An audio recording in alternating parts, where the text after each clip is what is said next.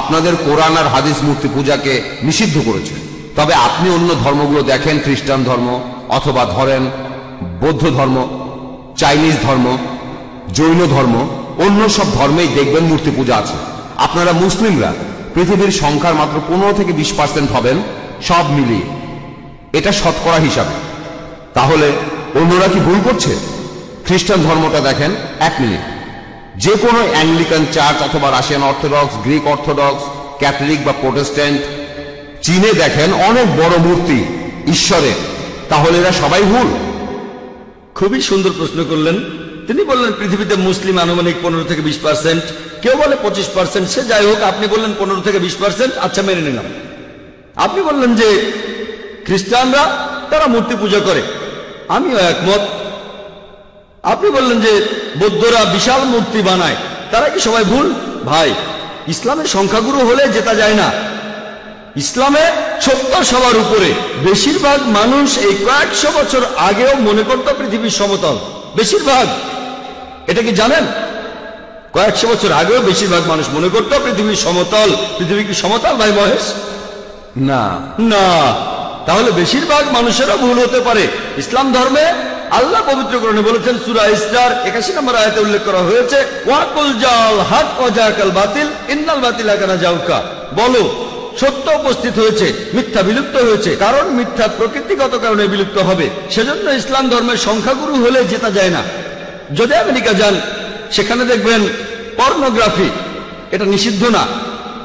আপনি এটা বিশ্বাস করেন? না, অনেক ইউরোপিয়ান পর্নোগ্রাফিতে বিশ্বাস করেন? না, আমি বিশ্বাস খুব ভালো, আপনি তো ভালো মানুষ, আপনাকে অভিনন্দন জানাই। কিন্তু পশ্চিমা বিশ্বের বেশিরভাগ মানুষই পর্নোগ্রাফিতে বিশ্বাস করে। আপনি কি এটা বিশ্বাস করেন? আপনি কি পর্নোগ্রাফি দেখবেন? খুব ভালো, ভালো ছেলে। দেখেন, আপনি সত্যের কাছাকাছি আছেন। সংখ্যাগুরু হলে জেতা যায় না। আপনি তখন বললেন যে খ্রিস্টান ধর্মে সবাই মূর্তি পূজা করে। খ্রিস্টান ধর্মে আসলে মূর্তি পূজা নেই, কিছু খ্রিস্টান মূর্তি পূজা করে, যেমন কিছু মুসলিম ভুল কাজ করে। যদি খ্রিস্টানদের বাইবেল পড়েন, আর আমিও নিশ্চিত যে আপনি বাইবেল পড়েছেন, বাইবেলে উল্লেখ করা আছে, বুক অব ডিউটেরোনমি 5 নম্বর অধ্যায়ের 7 থেকে 9 নম্বর অনুচ্ছেদে বলা হয়েছে, তোমরা আমার কোনো প্রতিমূর্তি তৈরি করবে না। মহান স্রষ্টা তিনি বলেছেন, ওল্ড টেস্টামেন্টে আছে, তোমরা আমার কোনো প্রতিমূর্তি তৈরি করবে না, কোনো কিছুই না যেটার সাথে মিল আছে আকাশমণ্ডলের কিছু, পৃথিবীর কিছু, অথবা পৃথিবীর নিচের কিছু। তোমরা তাদের সেবা করবে না, তাদের কাছে নতজানু হবে না, কারণ আমি তোমাদের ঈশ্বর এবং প্রভু খুবই প্রতিহিংসা পরায়ণ। এই কথা আবারও আছে বুক অব এক্সোডাস 20 নম্বর অধ্যায়ের 3 থেকে 5 অনুচ্ছেদে, যে তোমরা আমার কোনো প্রতিমূর্তি তৈরি করবে না, কোনো কিছুই না যার সাথে মিল আছে আকাশের কিছুর, পৃথিবীর কিছুর, অথবা পৃথিবীর নিচের কিছুর। তোমরা এদের সামনে নতজানু হবে না, সেবা করবে না, কারণ আমি তোমাদের ঈশ্বর এবং প্রভু খুবই প্রতিহিংসা পরায়ণ। তাহলে ওল্ড টেস্টামেন্ট অনুযায়ী মূর্তি পূজা নিষিদ্ধ কাজ। আর যীশু খ্রিস্ট নিজেই বলেছেন, এটা আছে গসপেল অফ ম্যাথিউ 5 নম্বর অধ্যায়ের 17 থেকে 20 অনুচ্ছেদে, মনে করো না আমি নবীদের আইন বাতিল করতে এসেছি, এগুলোকে বাতিল করতে আসিনি, পূরণ করতে এসেছি। তোমাদের মধ্যে যদি কেউ কোনো একটা আইন ভাঙে আর অন্য কেউ ভাঙতে বলে, সে তাহলে স্বর্গের রাজ্যে প্রবেশ করতে পারবে না। আর যে এই আইনগুলো মেনে চলবে, সে স্বর্গের রাজ্যে প্রবেশ করতে পারবে।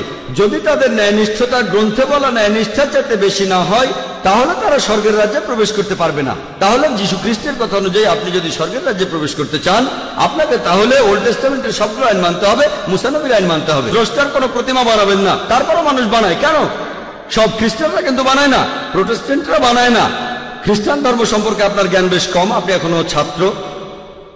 ক্যাথলিকরা এটা করে, তারা মূর্তি বানায়। এজন্যই প্রোটেস্ট্যান্টরা প্রোটেস্ট করেছিল যে আপনাদের কাজটা ভুল। তাহলে বাইবেলের কথা অনুযায়ী সৃষ্টিকর্তার কোনো প্রতিমা বানাতে পারবেন না। আপনার কথা মানি। বেশিরভাগ হিন্দুই মূর্তি পূজা করে। আমি আগে বলেছিলাম, নাতাস্তি প্রতিমা আস্তি, মহান সৃষ্টিকর্তার কোনো প্রতিমা নেই, কোনো ছবি নেই, কোনো ভাস্কর্য নেই, তার কোনো মূর্তি নেই। আপনি কি মূর্তি পূজা করেন? হ্যাঁ, আমি করি। আচ্ছা, তাহলে তো বেদ মানছেন না। আমি আসলে সবগুলো ধর্মই মানি, সব ধর্মই এক, কারণ মহান ঈশ্বর সবগুলো ধর্ম সম্পর্কেই জানেন। ভাই, আপনি যদি সবগুলো ধর্মই বিশ্বাস করেন, তার মানে আপনি অন্য ধর্ম পালন করছেন কিনা জানি না, তবে হিন্দু ধর্ম পালন করছেন না। আপনি হিন্দু ধর্ম পালন করছেন না। আমি আপনাকে বলি, ঈশ্বর তো ঘুমাচ্ছেন না, তিনি সবই জানেন। তিনি তো সবকিছু সৃষ্টি করেছেন, সবকিছু। তাই তিনি সবগুলো ধর্ম সম্পর্কেই জানেন, যেমন ইসলাম। ভাই, আপনি একবারে একটা প্রশ্ন করেন, লম্বা লাইন দেখা যাচ্ছে। এই প্রশ্নটার উত্তর দিচ্ছি। এরপরে লাইনের পেছনে গিয়ে দাঁড়াবেন, তারপর সময় আসলে প্রশ্ন করবেন। ঠিক আছে? প্রশ্ন করেছেন যে ঈশ্বর কি ঘুমাচ্ছেন? আল্লাহ এই কথার উত্তর দিয়েছেন পবিত্র কোরআনে সূরা বাকারার 255 নম্বর আয়াতে উল্লেখ করা হয়েছে। আল্লাহ বলেছেন, আল্লাহু লা ইলাহা ইল্লা হুয়াল হাইয়ুল কাইয়ুম লা তাখুযুহু সিনাতুন ওয়ালা নাওম, যে আল্লাহ অবিনশ্বর, চিরস্থায়ী, তিনি কারো মুখাপেক্ষী নন, তার নিদ্রার প্রয়োজন হয় না, তন্দ্রা তাকে স্পর্শ করে না, বিশ্রামের প্রয়োজন হয় না। আমাদের ঘুমানোর প্রয়োজন হয়, আমাদের বিশ্রাম নেওয়ার প্রয়োজন হয়, আল্লাহ তাআলার ঘুমানোর প্রয়োজন হয় না। আল্লাহ তাআলা পবিত্র কোরআনে বলেছেন, তিনি যদি চাইতেন তাহলে পৃথিবীর প্রত্যেকটা মানুষকে বানাতে পারতেন মুসলিম হিসেবে, মুসলিম বানাতে পারতেন। আল্লাহর পক্ষে খুবই সোজা, শুধু কুন ফায়াকুন। তবে এই জীবনটা পরকালের জন্য পরীক্ষা। আল্লাহ আপনাকে পরীক্ষা করছেন, আমাকেও পরীক্ষা করছেন। আল্লাহ যদি চান আপনি আর কখনো মূর্তি পূজা করবেন না, তাহলে তো পরীক্ষাটা থাকলো না।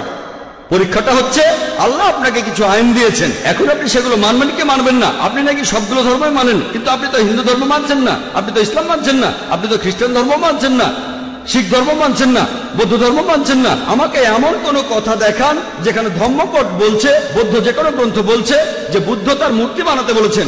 তিনি কখনোই বলেননি। বুদ্ধ কোথায় বলছেন? আগামীকাল ধরেন কোন মুসলিম যে নবীজি মুহাম্মদ সাল্লাল্লাহু আলাইহি সাল্লামের মূর্তি বানালো, সে যদি মূর্তি বানিয়ে তার পূজা করে, আমি বলবো সেটা ভুল। নবীজি কখনোই তার মূর্তি বানাতে বলেননি। এখন কিছু মানুষ যদি কোনো ভুল কাজ করে থাকে, হোক তারা সংখ্যালঘু বা সংখ্যাগুরু, সেটা তখন সত্যি হয়ে যায় না। গৌতম বুদ্ধ কখনোই তার মূর্তি বানাতে বলেননি। এখন কেউ এই মূর্তিগুলোর বিরুদ্ধে গেলে সে আসলে বৌদ্ধদের ধর্ম পালনে সাহায্য করছে। শুধু বুদ্ধের একটা বিশাল মূর্তি বানিয়েছে বলেই তারা বুদ্ধকে মানে, এমনটা কিন্তু ঠিক না। সেজন্য আমি বলেছি, যদি কোনো ধর্মকে বুঝতে চান, অনুসারীদের দেখবেন না, ভাই মহেশ আমাকে দেখবেন না, ধর্মগ্রন্থগুলোকে দেখেন, পবিত্র কোরআন দেখেন, পবিত্র কোরআন পড়েন, আপনাদের বেদ পড়েন, যেগুলো কমন সেগুলো মেনে চলেন, আর যেগুলো কমন না সেগুলো পরে দেখবেন। আপনি নাকি সব ধর্মই পালন করেন, আপনি তো হিন্দু ধর্ম মানছেন না, খ্রিস্টান ধর্ম মানছেন না, ইসলাম ধর্ম মানছেন না, সবগুলো তো পরের কথা। আমি বলছি অন্তত পক্ষে কমন জিনিসগুলো আপনি মেনে চলেন, যেগুলো কমন না সেটা নিয়ে পরে কথা বলবো। আপনি তো কমন জিনিসগুলো মেনে চলছেন না, সবগুলো মানা তো পরের কথা।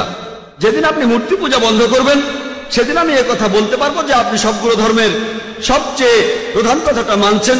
যেদিন আপনি মুহাম্মদ সাল্লাল্লাহু আলাইহি সাল্লামকে সর্বশেষ চূড়ান্ত নবী হিসেবে মানবেন, সেদিন বলতে পারবো আপনি বেশিরভাগ প্রধান ধর্মের সবচেয়ে প্রধান দুটো কথা মানছেন। আশা করি উত্তরটা পেয়েছেন।